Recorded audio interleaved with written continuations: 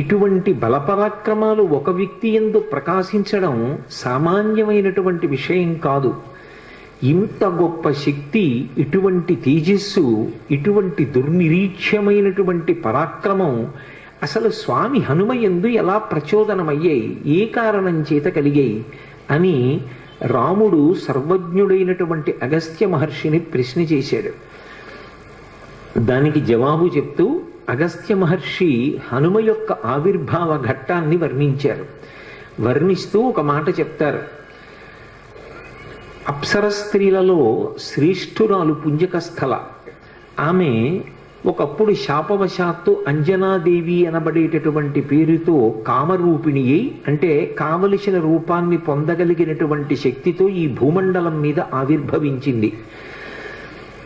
సూర్యుని యొక్క కిరణముల చేత నిరంతరము బంగారు కొండగా ప్రకాశించేటటువంటి మేరు పర్వత ప్రాంతంలో పరిపాలన చేసేటటువంటి వానర నాయకుడైనటువంటి కేసరికి భార్య అయింది. ఆయనకి భార్య అయినటువంటి ఆ అంజనాదేవి యందు ఔరసపుత్రుడిగా వాయుదేవుని యొక్క కుమారుడై స్వామి హనుమ ప్రభవించారు. అందులో ఆమె తపస్సు చేయడం కోసమని అరణ్యానికి వెళ్ళింది. శాలిశూక నిభాభాసం ప్రసూతేమం తదాంజన ఫలాన్యా హర్తుకామావై నిష్క్రాంతా గహనే వనే అన్నారు మహర్షి. శాలిశూక నిభాభాసం, ఒడ్డుగింజ యొక్క చివరి భాగం ఎంత బంగారు కాంతితో మెరుస్తూ ఉంటుందో అంత బంగారు రంగుతో ప్రభవించారు ఆయన.